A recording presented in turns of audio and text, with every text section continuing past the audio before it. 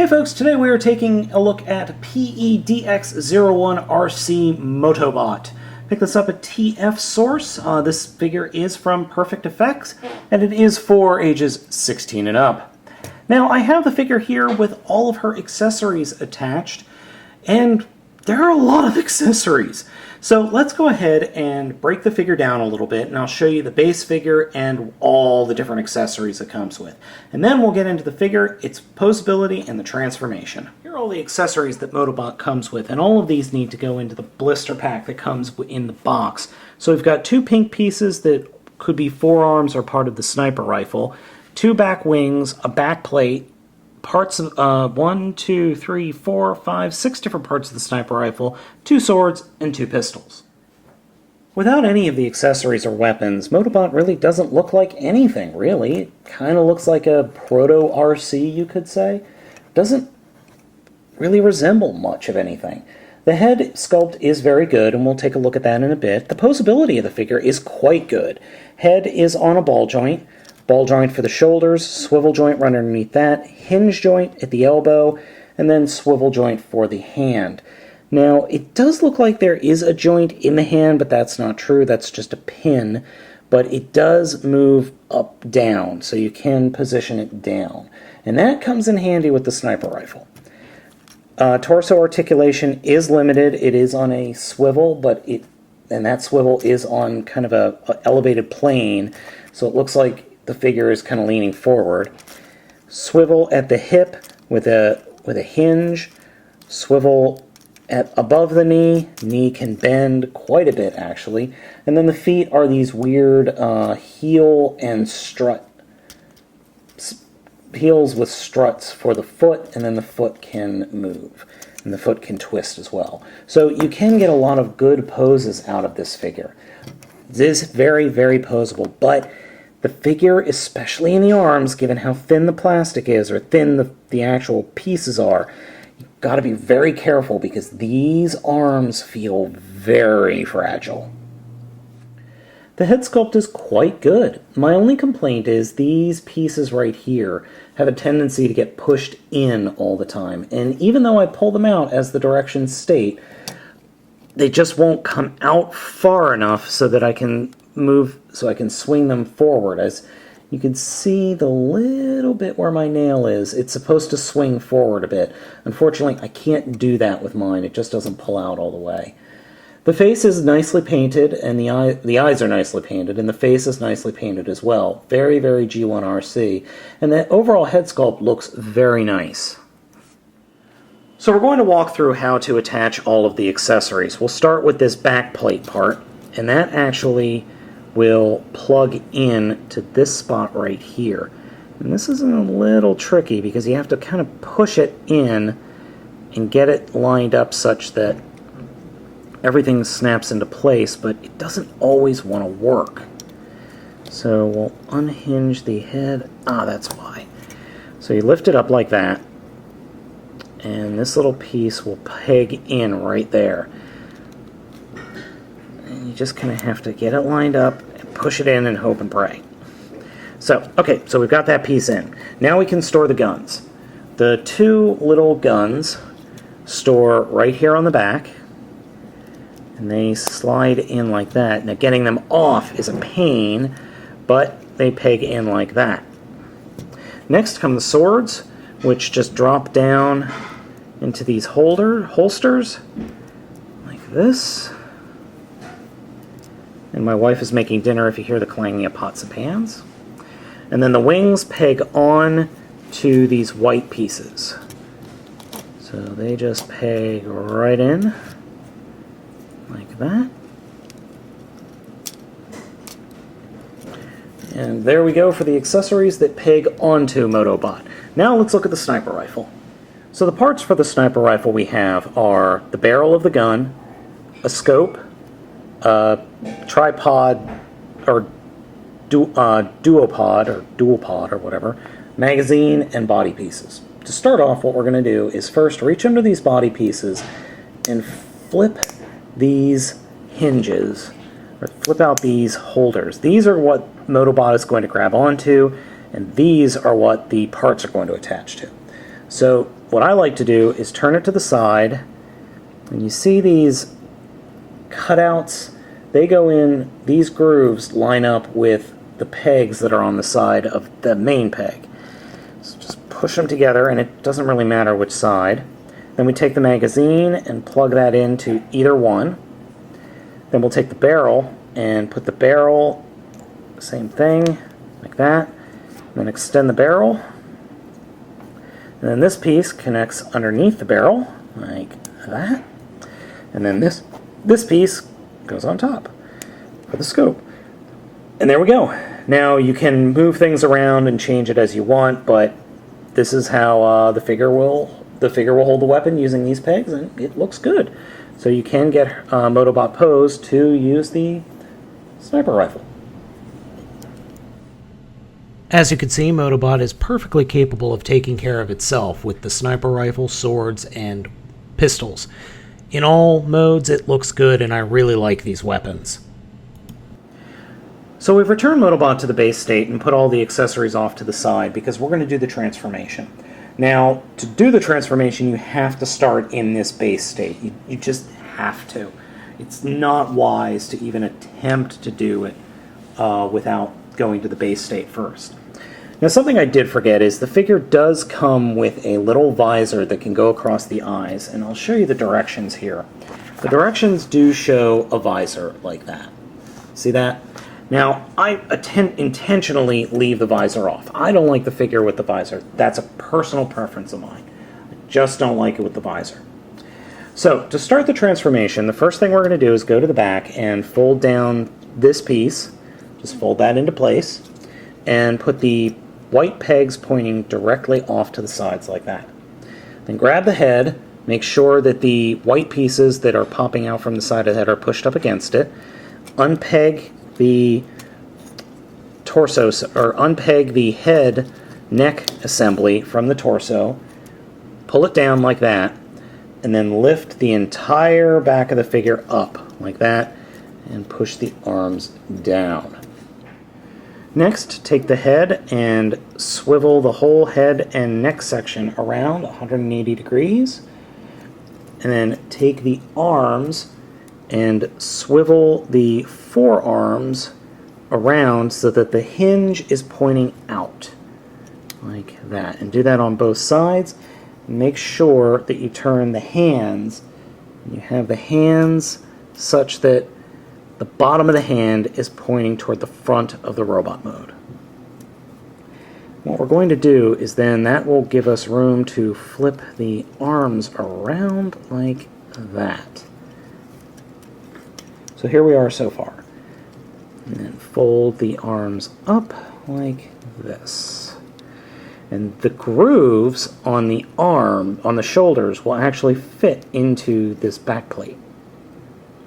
So, like that.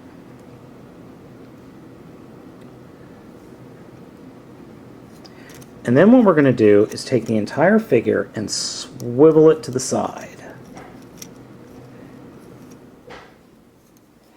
Then once we swivel it to the side, we'll fold the figure forward, or fold the torso forward and snap it off, and then take this strut piece and push it straight down. What we can do then is push this down a little bit, and that will give us enough room for it to snap into place. And then we could fold the motorcycle front up like that. There we go. Now, first accessory. What do we do with the first accessory is the magazine, or the gun magazine. I just need to find it in my mass of parts here, because the gun magazine fits underneath there. Right under there. It doesn't look like it does. So what we do is we turn it to the side. And I'm just trying to get some more clearance here. Turn it to the side and make sure that there are little grooves that we need to make sure are pointing up into the figure. You just kind of got to get it lined up and push it up in there. And you should hear it snap into place, which it did. It's not perfect. Ah, there we go. There, I got it flattened out. There we go. There, now it's perfect. Okay. So the next thing we are going to do is turn it to the side And just take the legs and point them straight out like that, and then turn them so that the shins are pointing up in the air. Next, collapse the legs and fold them up, or the feet, I'm sorry, and fold them up into the back of the leg. And they should snap into place. You should hear them click into place, or lock into place. So you can see the little tab hole right there where my nail is going to peg into that part right there, or that nub right there. And if the shin falls off, don't worry, the shin falls off all the time. All you need to do is just put the shin back on, which is sometimes easier said than done. There we go. All right. So where do we go from here? Well, first thing we're going to do is fold the feet all the way down like that. Take the knee and fold the bike mode up into the knee as far as you can. Ah, that's the problem. I didn't fold the bottom parts all the way up. There we go. Yeah, that helps. Okay, so what I did was I had the legs correct, but what I had wrong was the spurs, or the heels, were not up into the shins all the way. So we'll just do that again, and there we go. And yes, I realize how silly this looks. So then from here, there are pegs on the knees. What we're going to do is fold the front up and get that to peg in there. And meanwhile, folding the, holding the shin, or putting that shin guard back on and folding it around. Okay, so what I did was I turned the shin guards around, and you have to be very careful with the shin guards in order to get them turned around. And then I brought the legs in together and plugged the one plug right in there into what was the bottom of the robot chest, and then right in here into the strut. And I'm sorry I did that off camera. It was just a little too fiddly to do it on camera. So the next part that we're going to take a look at is the back panel. So the first thing we do is unpeg the guns, and they do not come. That one gun comes off easy. The second one does not come off very easily. I feel like I'm going to break a nail or something here. There we go. Okay. So what we do is we fold up the piece that plugs into the back, and then take this section and fold it around like that. And I just realized I should have kept the guns on there. All right. So putting the guns back on, we put everything into place. And we actually fold that piece out. And what we're going to do is just drop it into place like right here. Sorry. Turn it around, and the gun handles will peg into the robot arms like that. There we go. Next, we take our little friends here, and these guys peg into the robot forearms.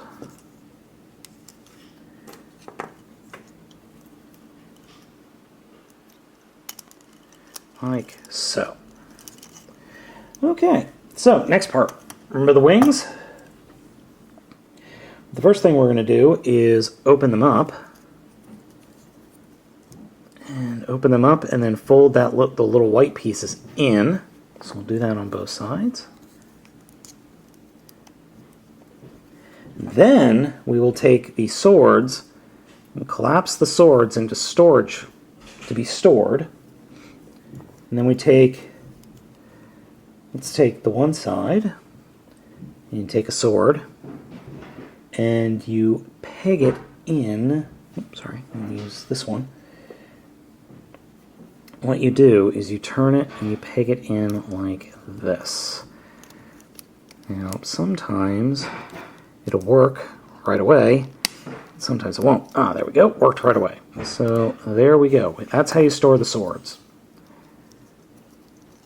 So I will do that. And push that in with great force and fold it down. And what we want to do is make sure that these peg holes are pointing out like that. Finally, what we're going to do is attach these guys to the vehicles. And to do that, we turn them around, or turn them so the white part is pointing up. And the white part has a little yellow internal on the inside and then a peg. And that peg pegs in right here to the side. So you just got to kind of get it lined up, peg it into place. And we'll do the same thing on the other side. Just get it lined up and peg it into place. And the pegs hold. They do, in fact, hold. Now, this is probably the trickiest part in the fact that these sides are supposed to touch like that. And sometimes they do, sometimes they don't. Okay, and there we're just about done the vehicle mode. So first off, take the dual pod and peg that into the one side to form some guns. Take the scope, peg that into the other side to form some guns. Oh, and the one thing I forgot was the barrel. Actually collapse the barrel, and then this will peg into the bottom of the vehicle mode. So here we have it in bike mode. Now I do like bike mode. The reason I'm not using my turntable is because I must have messed up somewhere in the transformation, because the kickstand is a good, I don't know, 1/8 of an inch off the ground. But I like the bike mode. I think it's a fun bike mode. Now, Motobot overall, I like Motobot overall. However, that being said, this thing has some of the worst, or this is probably the worst transformation of a third-party figure I can think of off the top of my head. I hate this transformation. Having to completely disassemble and then reassemble a figure is no fun. It just isn't.